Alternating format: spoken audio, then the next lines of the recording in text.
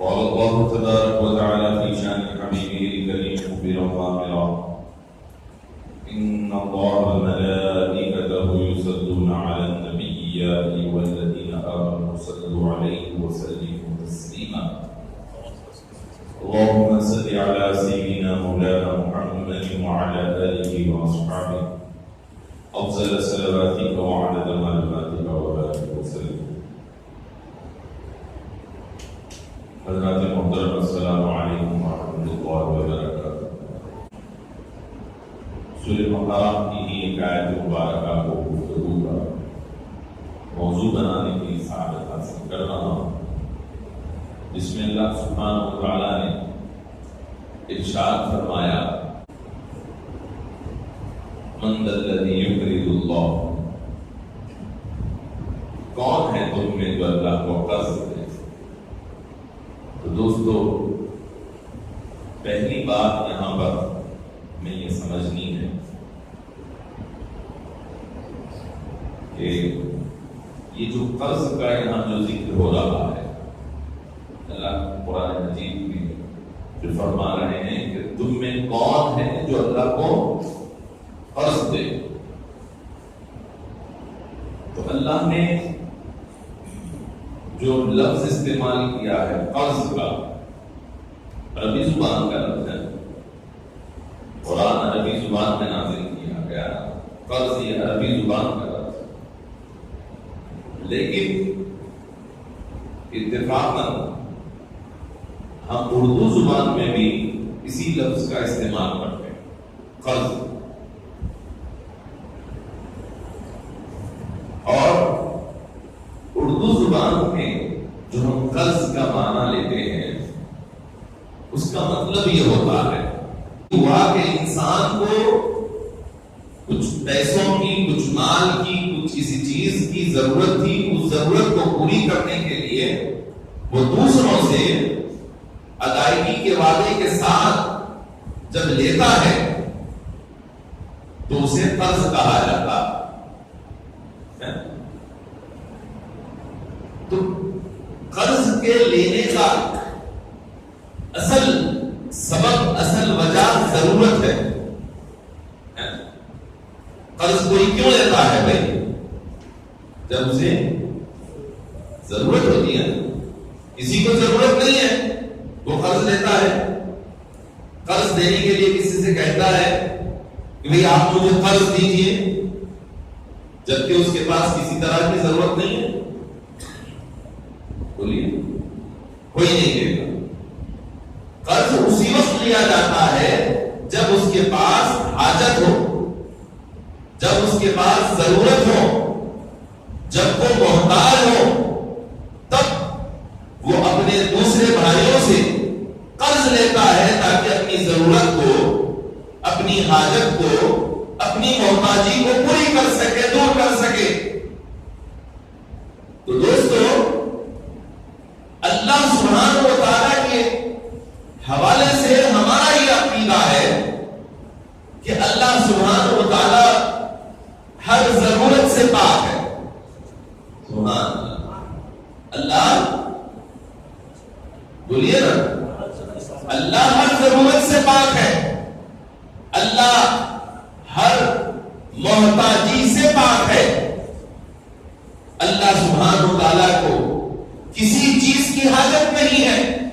پھر کیوں اللہ سبحانہ و تعالیٰ نے یہاں پر یہ فرمایا من الذی یقرض اللہ، کون ہے تم میں جو اللہ کو قرض دے؟ اس کا کیا معنی ہوا؟ تو دوستو، پہلی بات یہ ہے کہ عربی کا جو قرض ہے وہ اردو کے قرض جیسا نہیں ہے. عربی کا قرض، عربی زبان کا لفظ قرض، اس کے معنی الگ ہے. اور اردو زبان کا جو قرض ہے جس میں محتاجی پائی جاتی ہے، سبب محتاجی بنتا ہے، یہ اس کے معنی عربی زبان، عربی لغت کے قرض کے معنی سے مختلف ہے. ہم بعد میں دیکھیں گے کہ عربی زبان کے میں لفظ قرض کے کیا معنی آ رہے ہیں. لیکن پہلی بات تو یہ سمجھنا ہے کہ اللہ کو کسی چیز کی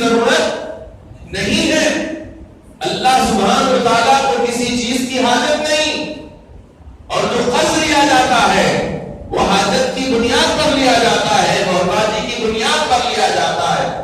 تو یہاں پر جب یہ قرآن کی آیت پڑھے اور جب اس کا ترجمہ پڑھے اور جب آپ یہ پڑھیں اس بات آپ کے سمجھ میں مفہوم نہ آئے کہ کون ہے تم میں جو اللہ کو قرض دے، تو وہ اب اردو زبان کا قرض نہیں ہے، وہ عربی زبان کا قرض ہے. اتنا یاد رکھ لینا. پہلا درس، پہلی بات یہ کہ جب قرآن کی آیت پڑھو تو پہلے یہ سمجھ لو کہ یہ اردو کا قرض نہیں، یہ عربی کا قرض ہے. اس لیے کہ اردو کے قرض میں محتاجی پائی جاتی ہے اور اللہ محتاجی سے پاک ہے. جب یہ بات طے ہو گئی کہ سورہ بقرہ کی آیت نمبر 245 میں اللہ سبحانہ وتعالیٰ نے جس قرض کا ذکر کیا ہے وہ لغت اردو کے اعتبار کا قرض نہیں ہے، تو پھر عربی زبان کے اس لفظ کا کیا معنی؟ قرض کے من الذی یقرض اللہ، کون ہے تم میں جو اللہ کو قرض دے؟ تو فرمایا کہ القرض اسم لکل ما یلتمس علیہ الجزاء، یعنی قرض ہر وہ چیز یا عمل ہے جس پر جزا اور بدلہ طلب کیا جائے. یعنی قرض ہر وہ چیز ہے، ہر وہ عمل ہے جس کے کرنے کے بعد اس کا بدلہ مانگا جائے، لیا جائے، اس کو کہتے ہیں قرض عربی میں. تو اللہ سبحانہ و تعالی یہاں پر قرض سے مراد یہ لے رہے ہیں کہ اے انسانوں، تم اللہ کے لیے جو کچھ کرو گے، جو کچھ اللہ سبحانہ و تعالیٰ کے راستے میں اللہ کی رضا کے لیے، اس کی خوشنودی کے لیے جو کام کرو گے، اللہ اس کی جزا دے گا، اللہ اس کا بدلہ دے گا. اور دوستو، کیوں اللہ بدلہ نہ دے؟ اللہ سبحانہ و تعالیٰ بندوں کو کیوں اس کا بدلہ اور اس کی جزا نہ دے، جبکہ وہ اللہ سبحانہ و تعالیٰ خود فرماتے ہیں وَلِلَّهِ مَا فِي السَّمَاوَاتِ وَمَا فِي الْأَرْضِ، کہ جو کچھ زمین و آسمان میں ہے وہ کس کا ہے؟ وہ اللہ کا ہے. تو اللہ کی یہ شان کہ جو کچھ زمین و آسمان میں ہے وہ اللہ کا ہے، وہ اللہ کی ملک ہے. اسی لیے اللہ سبحانہ و تعالیٰ نے دوسرے مقام پر ارشاد فرمایا وَلِلَّهِ مُلْكُ السَّمَاوَاتِ وَالْأَرْضِ، کہ زمین و آسمان کی بادشاہی اللہ کے لیے ہے. تو جو کچھ زمین و آسمان میں ہے، جو اس کی بادشاہی ہے، وہ اللہ کا ہے اور اللہ کی بادشاہی ہے. اور اللہ نے جب اپنا تعارف کرایا، ایک انداز رب کا یہ بھی تھا، اللہ نے کہا واللہ غنی وانتم الفقراء، کہ اللہ غنی ہے. بولیے نا، اللہ غنی ہے، اسے کوئی حاجت نہیں، اور تم لوگ فقراء ہو، محتاج. تو جب اللہ یہ فرما رہا ہے کہ اللہ غنی ہے اور تم محتاج ہو، اللہ کو کوئی حاجت نہیں، تمہیں ہر قدم پر حاجت ہی حاجت ہے. اللہ کو تمہاری ضرورت نہیں، مگر تم کو ہر آن، ہر لمحہ، ہر لحظہ رب کی حاجت ہے، رب کی ضرورت ہے. تو دوستو، پھر ضرورت مند ہم ہیں، محتاج ہم ہیں، فقیر ہم ہیں، کمزور ہم ہیں. ہمارے پاس حکومت نہیں، حکومت رب کے پاس ہے. ہمارے پاس کچھ نہیں، رب کے پاس زمین و آسمان کے خزانے ہیں. تو دوستو، جس کے پاس زمین و آسمان کے خزانے، جس کے پاس زمین و آسمان کی ملک، جس کے پاس زمین و آسمان کی حکومت، وہ کہہ رہا ہے من الذی یقرض اللہ قرضا کہ تم میں کون ہے جو اللہ کو قرض حسن دے؟ تم میں کون ہے کہ اللہ کو قرض حسن دے؟ تو اس سے کیا مراد ہے کہ اللہ کو قرض دینا، اس سے مراد کیا ہے؟ جبکہ ہم محتاج وہ غنی، جبکہ ہم فقیر وہ غنی، جبکہ ہم کمزور اس کے پاس ساری حکومتیں، سارے خزانے اور سارے خزانوں کا مالک وہ تنہا اللہ۔ پھر اس کے بعد وہی کہہ رہا ہے کہ تم میں کون ہے جو اللہ کو قرض دے؟ تو دوستو اس کے مراد، اس کے مفہوم کو سمجھنے سے پہلے ایک مرتبہ اخیرت سے درود پاک پڑھیں، اللہم صلی علی سیدنا مولانا محمد وعلی آلہ واصحابہ افضل صلواتک وعدد معلوماتک وبارک وسلم۔ رب نے بندوں پر کتنا بڑا کرم فرمایا، اس کے فضل کا، اس کے کرم کا اندازہ آپ لگائیے کہ اللہ فرماتے ہیں کہ رب کے راستے میں، اللہ کی راہ میں، یعنی فی سبیل اللہ جو کچھ خرچ کیا جاتا ہے اللہ کے راستے میں، اللہ کے لیے جو کچھ خرچ کیا جاتا ہے، اللہ نے اسے مجازن، اللہ نے اسے مجازن اللہ کے بندوں کو قرض دینا، اللہ کے بندوں کو، اللہ کے بندوں کی ضرورتوں کو پوری کرنا، اللہ کے بندوں کو قرض دینا، اللہ کے راستے میں خرچ کرنا، اللہ نے اسے، اللہ کے راستے میں خرچ کرنے کو، اللہ کے بندوں کو قرض دینے کو، اللہ کے راستے میں دین کے کام میں اپنا پیسہ لگانے کو رب نے کہا کہ یہ خرچ کرنا اللہ کو قرض دینا ہے۔ سبحان اللہ۔ اللہ کو قرض دینے کی حیثیت کسی کے پاس نہیں، مگر رب نے جو کہا اس کا مفہوم یہ ہے کہ آپ کسی کی بھوک مٹا رہے ہیں، مطلب یہ ہے کہ آپ، اللہ کہہ رہا ہے کہ کسی کی بھوک مٹانا رب کی رضا کے لیے ہے اگر، تو وہ بھوک مٹانا وہ رب کو قرض دینے کے برابر ہے۔ کسی جو ہے جسم پر جس کے پاس کپڑے نہیں ہیں اس کو آپ نے کپڑے پہنا دیے، اس کی ضرورت کو آپ نے پوری کر دیا، تو رب کہتا ہے کہ تم نے میرے بندے کے اوپر خرچ کیا، تو سنو تمہارا یہ خرچ کرنا رب کو قرض دینے کے برابر ہے۔ سبحان اللہ۔ تم نے اللہ کے گھر پر خرچ کیا، اللہ کے گھر کی ضرورتوں کو پورا کیا، اللہ کے گھر کی جو ضرورتوں کو اپنے پیسے سے، اپنے مال سے جب تم نے پورا کیا تو رب کہہ رہا ہے کہ تم نے مسجد کے اوپر خرچ کیا، لیکن در حقیقت تم نے رب کو قرض دیا ہے۔ سبحان اللہ۔ اسی طرح اگر تم نے رب کے دین کی خدمت کے لیے، دین کی تعلیم کی خدمت کے لیے، مدارس کے انتظام میں اگر تم نے خرچ کیا، طلباء پر خرچ کیا، تو گویا کہ تم نے چار دیواری کے مدرسے میں پڑھنے والے بچوں پر خرچ کیا، لیکن رب کہہ رہا ہے کہ تم نے رب کو قرض دیا۔ تو دوستو ہر وہ کام جو اللہ کے راستے میں کیا جائے، اللہ کے لیے کیا جائے، تو وہ کام اللہ سبحانہ وتعالیٰ کہہ رہا ہے کہ وہ کام تمہارا کرنا گویا کہ رب کو قرض دینے کے برابر۔ اب یہاں بات سمجھ میں آ گئی؟ یہ آیت جب آپ پڑھے، من ذا الذی یقرض اللہ قرضا حسنا، کہ تم میں کون ہے جو اللہ کو قرض حسن دے، تو بات آپ کو سمجھ میں آ گئی کہ ہم محتاج ہیں، اللہ کو کوئی محتاجی نہیں، لیکن اس کے باوجود اس کا بیان کرنا، اس کا معنی مراد یہ ہے کہ تمہارے بھائی کی تم اگر ضرورت پوری کر دو تو گویا کہ تم نے اللہ کو قرض دیا۔ سبحان اللہ۔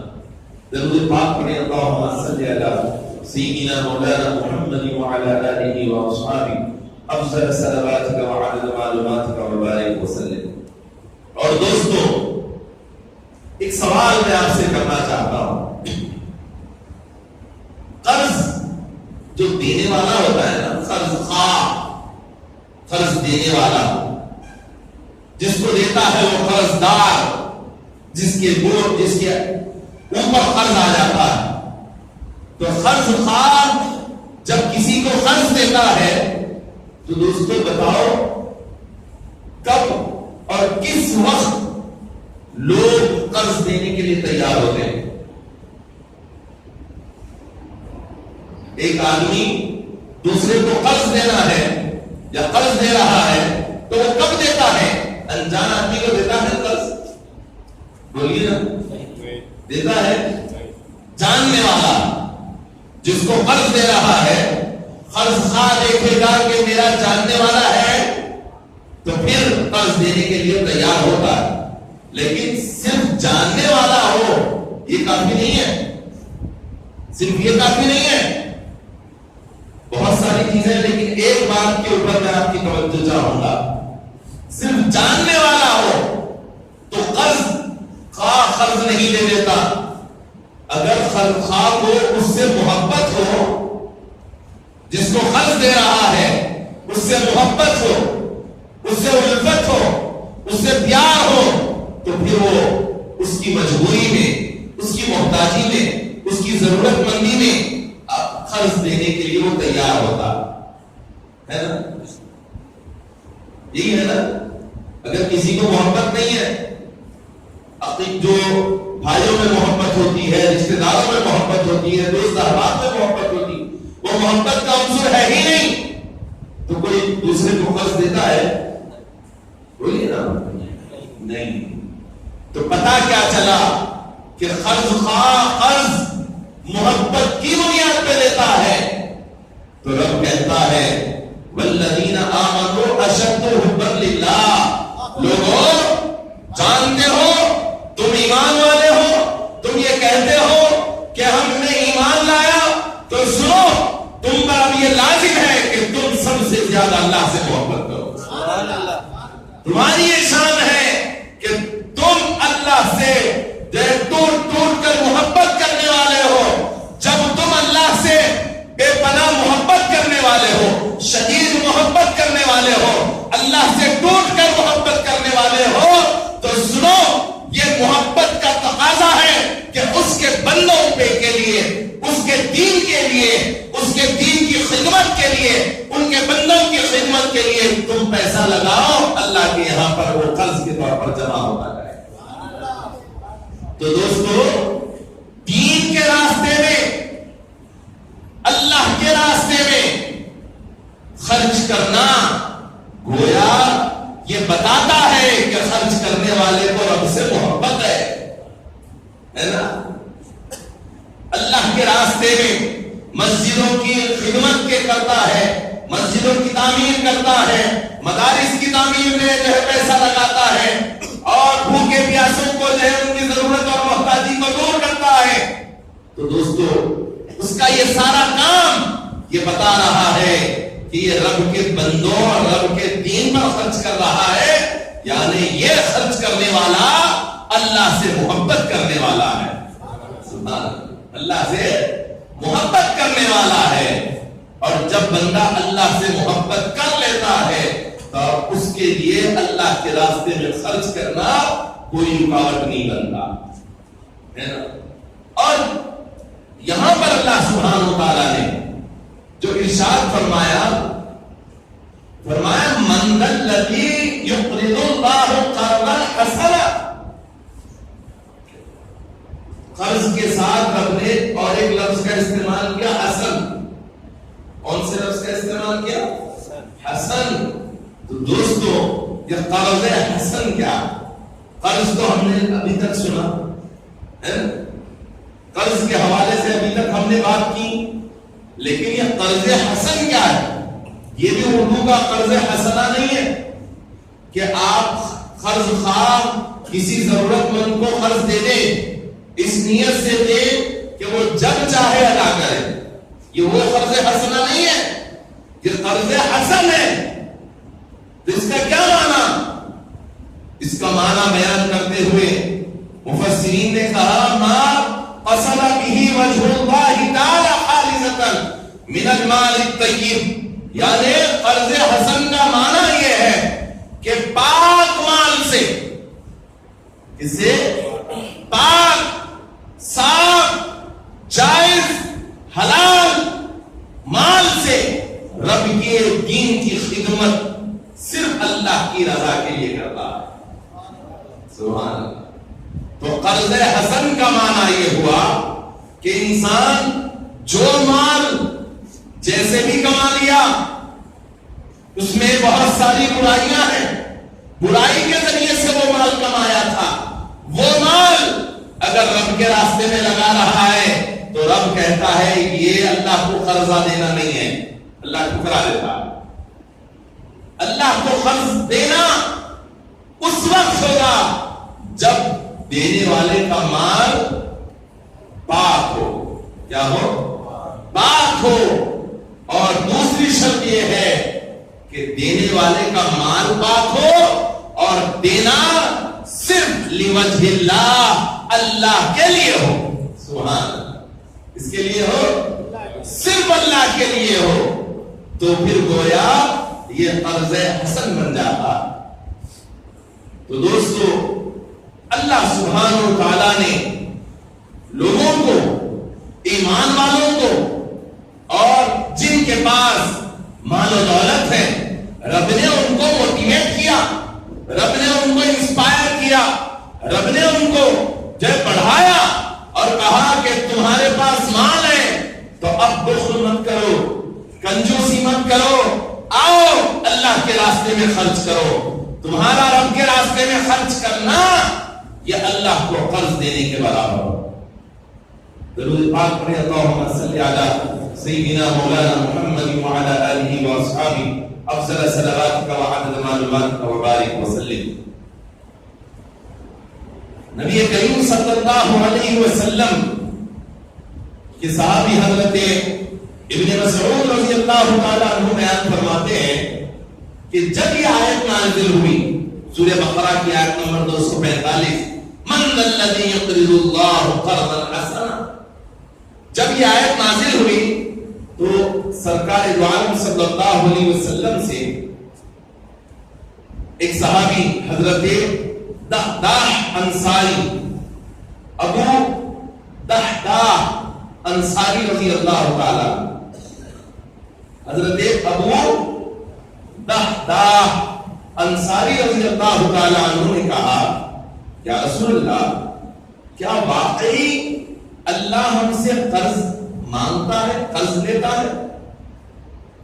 صحابی رسول نے پوچھا سرکار دو عالم صلی اللہ علیہ وسلم سے کہ یا رسول اللہ، کیا واقعی حقیقتاً اللہ سبحانہ و تعالی ہم سے قرض چاہتا ہے؟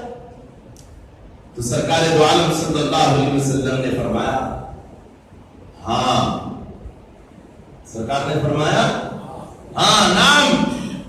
تو حضرت ابو دحداح انہوں نے کہا، ابو دحداح رضی اللہ تعالیٰ عنہ نے کہا یا رسول اللہ، آپ کا ہاتھ آگے بڑھائیے۔ کیا کہا؟ آپ کا ہاتھ تو آگے بڑھائیے۔ جب سرکار دو عالم صلی اللہ علیہ وسلم نے اپنا ہاتھ آگے بڑھایا، انہوں نے کہا میں نے اپنا باغ اپنے رب کو قرض دے دیا۔ سبحان، میں نے اپنا باغ اپنے رب کو قرض دے دیا۔ تو دوستو، پھر اس کے بعد انہوں نے کہا کہ ان کے باغ میں، توجہ چاہوں گا کہ ان کے باغ میں 600 کھجور کے درخت تھے۔ کتنے؟ 600 کھجور کے درخت تھے۔ وہ اپنے باغ کی طرف گئے، اس وقت ان کے باغ میں ام دحداح تھی اور ان کے بچے بھی تھے۔ تو باغ میں، حدیث میں آتا ہے کہ باغ کی طرف گئے اور ندا کی آواز دی، اے ام دحداح چلو، ہم نے یہ باغ اللہ کو قرض دے دیا۔ تو دوستو، اس حدیث کو سننے کے بعد کچھ باتیں میں آپ کے سامنے اس سے نکال کے رکھنا چاہتا ہوں۔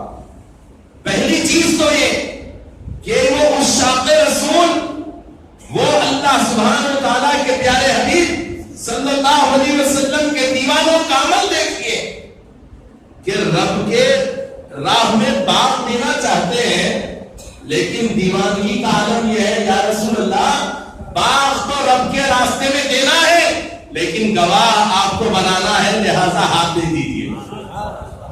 گواہ آپ کو بنانا ہے، اسی لیے ہاتھ دے دیجیے کہ کل قیامت کے دن میں یہ کہہ سکوں میرے مصطفیٰ جان رحمت کے ہاتھ پر ہاتھ رکھ کر رب کے راستے میں اپنا باغ خیرات کر دیا۔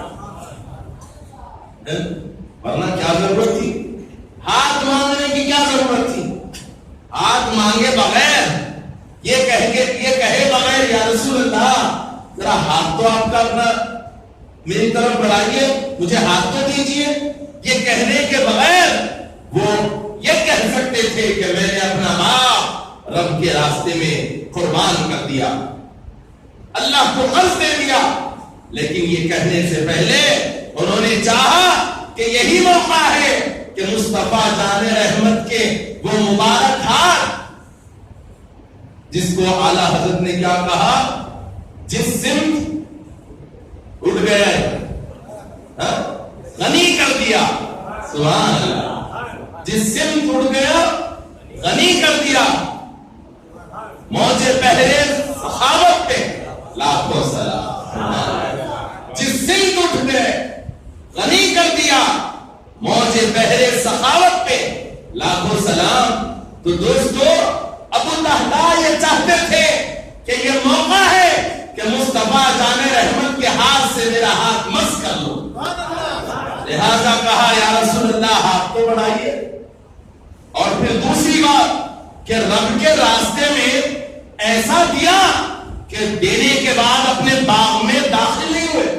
حدیث میں باغ میں داخل ہونے کا ذکر نہیں ہے، حدیث میں ذکر کیا گیا کہ باغ کی طرف گئے اور آواز دی اے ام طہطا اور اس کے بچوں آ جاؤ باہر، ہم نے یہ باغ اللہ کو خیرات کر دیا، اللہ کو قرض دے دیا۔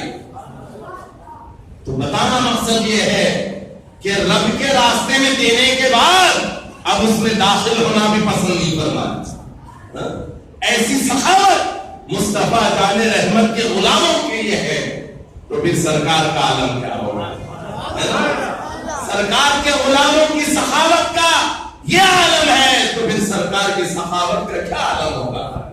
اور دوستو یہاں پھر توجہ دیجیے کہ ام طہطا نے یہ نہیں کہا اجی تم نے یہ کیا کر دیا، یہ زندگی کی پونجی تھی، یہی تو ہماری زندگی کے گزر بسر کا راستہ تھا، اسی کے اوپر تو ہمارا گزر بسر ہوتا تھا، تم نے باغ ہی اللہ کو قرض دے دیا۔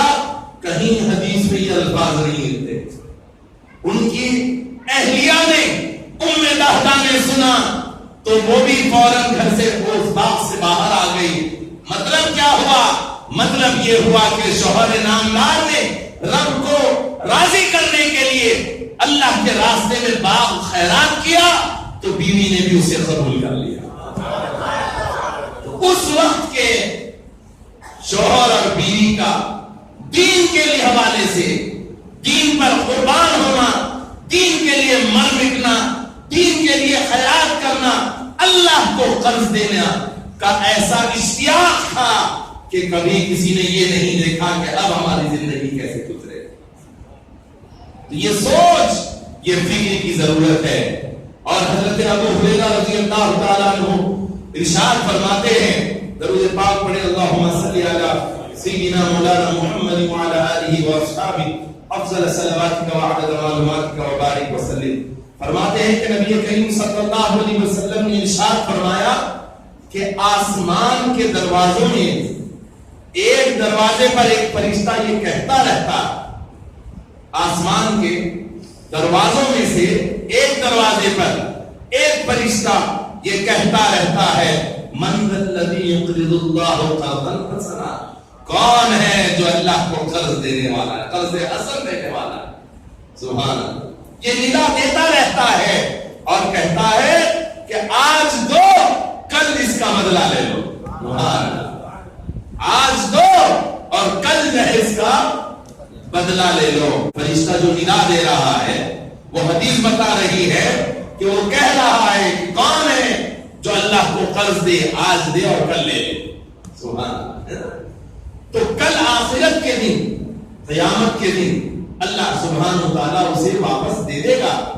تو دوستو کتنا دے گا؟ کتنا دے گا؟ اللہ سبحانہ و تعالیٰ کو آپ نے قرض دیا, اب رب جب وہ قرض واپس کرے گا تو کتنا واپس کرے گا؟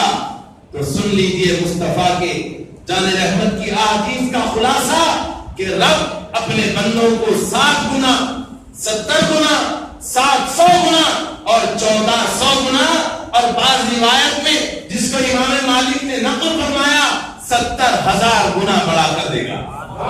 سبحان اللہ. اور کب دے گا اس کے لیے اور ایک حدیث سنیے, کب دے گا وہ بھی سنیے.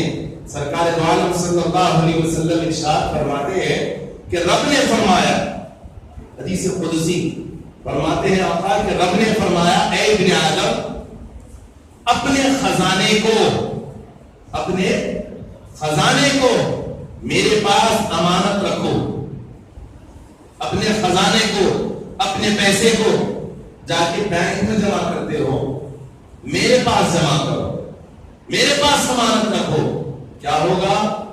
رب کہتے ہیں نہ چلے گا, نہ ڈوبے گا, نہ چوری ہوگا, اور تمہاری ضرورت کے وقت, یہ رب کہہ رہا, حدیث قدسی ہے, اللہ فرماتے ہیں کہ تمہاری ضرورت کے وقت میں تمہیں واپس دے دوں گا. سبحان اللہ. تو دوستو اب اس حدیث کو سننے کے بعد ہم مسلمانوں پر یہ لازم ہے وہ ضرورت دنیا کی ہو کہ وہ ضرورت آخرت کی ہو. آخرت کی تو ضرورت بہت بڑی ہے لیکن دنیا میں بھی ضرورت پڑتی ہے. تو اگر ہم رب کے راستے میں رب کے پاس امانت کے طور پر اگر ہم اپنا مال رکھا دیں گے تو رب کہہ رہا ہے کہ میں تمہیں ضرورت کے وقت واپس دے دوں گا. سبحان اللہ. یعنی کسی اور کے پاس اسے ہاتھ پھیلانے کی, محتاج بننے کی ضرورت نہیں رہی. درود پاک پڑھے اللہم صلی علی سیدنا مولانا محمد وعلی آلہ واصحابہ افضل صلواتک وعدد معلوماتک وبارک وسلم. اور دوستو اور ایک حدیث میں آپ کے سامنے رکھنا چاہتا ہوں. آقا نامدار صلی اللہ علیہ وسلم نے ارشاد فرمایا, یہ اب تک جو 3 حدیث میں نے آپ کے سامنے رکھی ہے وہ امام بیہقی کی بیان کردہ نقل کردہ حدیث تھی. اب یہ جو حدیث آپ کے سامنے رکھنے جا رہا ہوں بخاری اور مسلم کی حدیث مبارکہ ہے. اس کا مفہوم یہ ہے کہ آقا علیہ الصلوۃ والسلام نے ارشاد فرمایا, لوگوں تم میں سے وہ کون ہے جو اپنے مال کو یا اپنے وارث کے مال کو, تم میں جو ہے کون اپنے مال کو یا اپنے وارث کے مال کو محبوب رکھتا ہے؟ دونوں میں سے کس کو محبوب رکھتا ہے, اپنے مال کو یا اپنے وارث کے مال کو؟ اپنا مال تو سمجھتے ہیں آپ, جو کچھ آپ کے پاس ہے, آپ کماتے ہیں, آپ کی انکم ہے, آپ کی ارننگ ہے, وہ سارا آپ کا اپنا مال, ٹھیک. اور وارث کا مال یہ ہے کہ بالفرض کسی شخص کا انتقال ہو جائے تو وہ جو مال اس کے پاس ہے وہ مال کیا ہوگا, اس کے بیٹوں تک, اس کے ماں باپ تک, اس کی بیوی تک, اس کے بھائی بہنوں تک پہنچ جائے گا. تو وہ اس کے وارث ہوئے نا, اس کے کیا ہوئے, وارث ہوئے. تو آقا نے فرمایا کہ تم اپنے مال سے محبت زیادہ کرتے ہو یا اپنے وارث کے مال سے محبت زیادہ کرتے ہو؟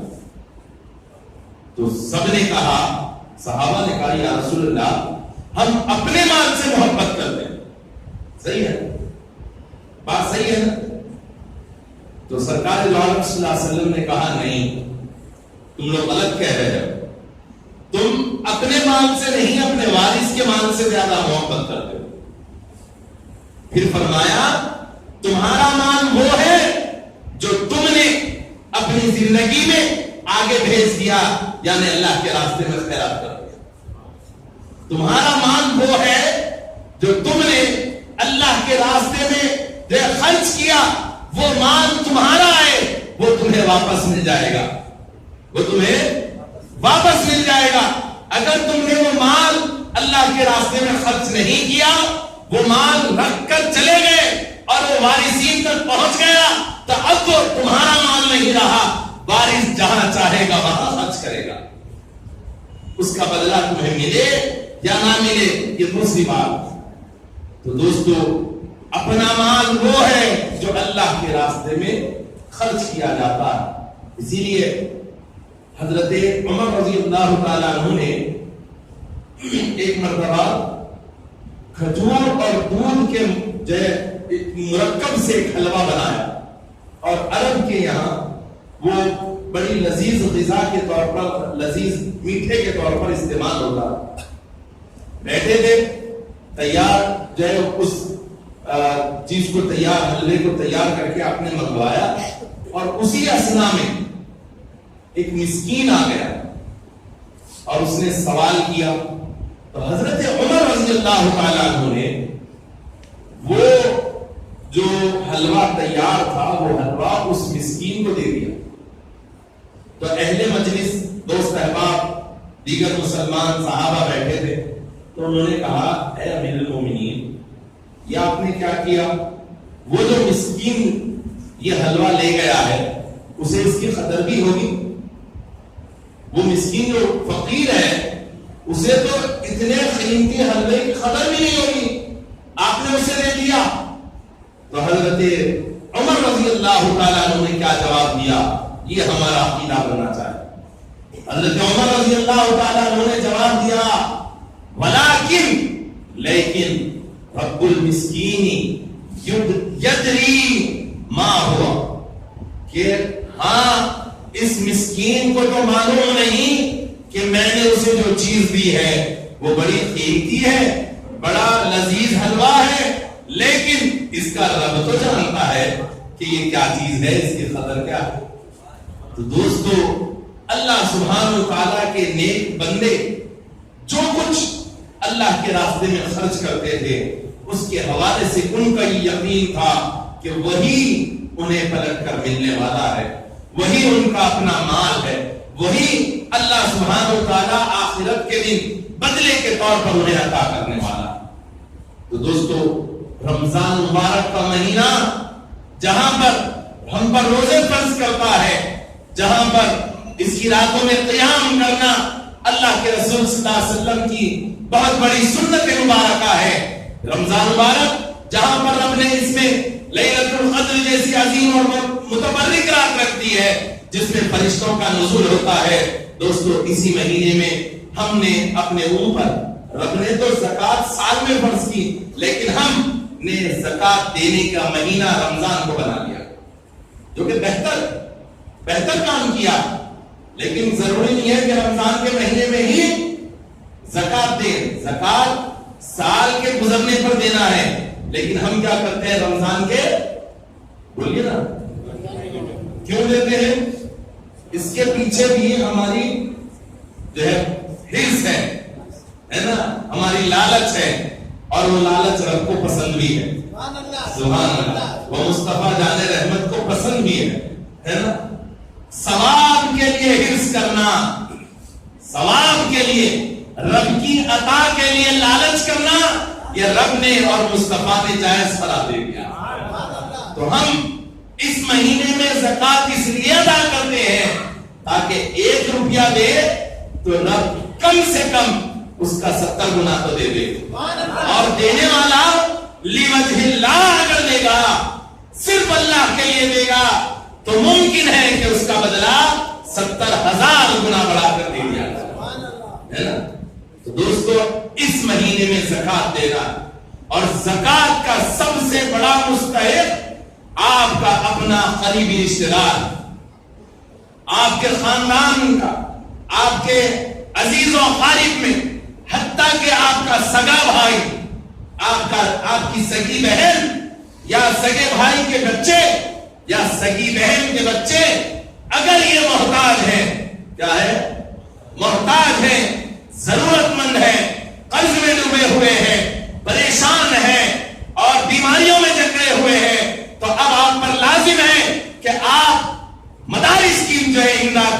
بجائے سب سے پہلے اللہ اس کے رسول کے حکم کے مطابق آپ اپنے سگے بھائی اور سگی بہن کی مدد کریں، اگرچہ کہ زکات کے پیسے سے کیوں نہ ہو جائے۔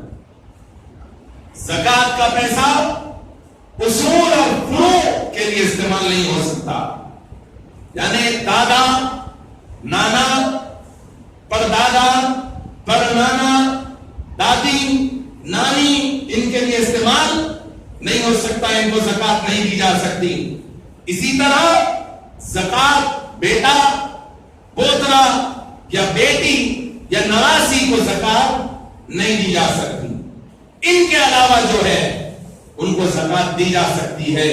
اور دوستو، سید عالم صلی اللہ علیہ وسلم کی عظمت کا کیا کہنا کہ آپ کی نسبت کی وجہ سے قیامت تک آنے والی آپ کی ساری نسل پر بھی اللہ اس کے رسول نے زکات کو حرام قرار دے دیا، چونکہ زکات مال کا میل ہوتا ہے، زکات مال کا میل ہوتا ہے۔ رب نے کہا مصطفیٰ کی اولاد ہے اور مال کا میل دو گے؟ نہیں، مصطفیٰ کی اولاد کے لیے مال کا میل یعنی زکات حرام کر دی گئی۔ اب ان کی امداد کرنا ہے تو آپ صاف مال سے، طیب مال سے، پاک مال سے ان کی امداد کرنا۔ تو ان کے اوپر بھی آپ نظر رکھیے کہ 1 روپیہ کیوں نہیں ہوتا، آپ اپنے عزیز و اقارب میں بھی دیجیے، اور سادات میں سے جو مستحق ہے، جو ضرورت مند ہے، جو قرضدار ہے، جو تعلیم اپنے بچوں کو نہیں دلا سک رہے ہیں یا بیمار ہیں، ایسوں کے لیے کیوں نہیں ہوتا 1 روپیہ اس رمضان کے مہینے میں آپ ان کو دیجیے۔ کیوں؟ اس لیے کہ آپ کا 1 روپیہ دینا، اس سادات کی مدد کرنا، اپنے سگے بھائی، سگی بہن یا اپنے دیگر عزیز و اقارب کی مدد کرنا، رب کہتا ہے تم عزیزوں کی مدد کر رہے ہو، لیکن رب کے یہاں اللہ کو قرض دینے کے اکاؤنٹ میں تمہارا سارا عمل لکھا جا رہا ہے نا؟ تو اس لیے یہ 2 کام ضرور کریے، کریں گے انشاءاللہ، کریں گے انشاءاللہ۔ جس کے اوپر زکات واجب ہے وہ پہلے اپنے رشتہ داروں کو دے، لِوَجْهِ اللَّهِ یعنی اللہ کو راضی کرنے کے لیے، اللہ کو منانے کے لیے آپ دے رہے ہیں۔ اس اخلاص کے ساتھ اگر دیں گے آپ تو آپ کا 1 روپیہ دینا بھی یقیناً اللہ سبحانہ وتعالیٰ کے یہاں پر بڑا شرف حاصل کر لے گا۔ اور میں اکثر کہتا ہوں اللہ کے یہاں پر کاؤنٹنگ نہیں ہے، اللہ یہ نہیں دیکھے گا کتنے حج کریں، کتنی نمازیں ہیں، یہ نہیں دیکھے گا۔ اللہ کیا دیکھیں گے؟ وزن دیکھیں گے۔ زور سے بولیے، کیا دیکھیں گے؟ وزن دیکھیں گے۔ اللہ عدد نہیں دیکھیں گے، اللہ وزن دیکھیں گے۔ تو دوستو، اگر عمل اخلاص کے ساتھ کیا جائے گا تو وہ وزندار ہو جاتا ہے۔ کیا ہو جاتا ہے؟ وزندار ہو جاتا ہے، اور چھوٹا عمل بخشش کا سبب بن جاتا ہے۔ حدیث میں آپ نے سنا، گناہگار تھا، شرابی تھا، راستے سے گزر رہا تھا، شراب کے نشے میں دھت، لیکن راستے میں دیکھا کہ ایک کاغذ کا ٹکڑا پڑا ہے اور اس پر لکھا ہے بسم اللہ الرحمن الرحیم۔ کیا لکھا تھا؟ اٹھایا ہوئے اللہ کا، میرے اللہ کا نام نیچے گرا ہوا ہے، نشے میں ہے، نشے میں تھا، لیکن دوستو دنیا کے تو نشے میں تھا، ایمان اس کا تازہ تھا، ایمان زندہ تھا، ہے نا؟ جسم میں نشے میں تھا، روح زندہ تھی۔ جب اٹھائی تو اس نے کہا ارے یہ تو اللہ کا نام، میرے اللہ کا نیچے گرا ہو، اوپر جگہ پر رکھ دیا۔ رب نے کہا ارے نشے میں رہ کر جسے اپنا ہوش نہیں، وہ بے ہوشی میں، وہ نشے میں رب کے نام کی اتنی تعظیم کرتا ہے، جا میں نے تجھے بخش دیا۔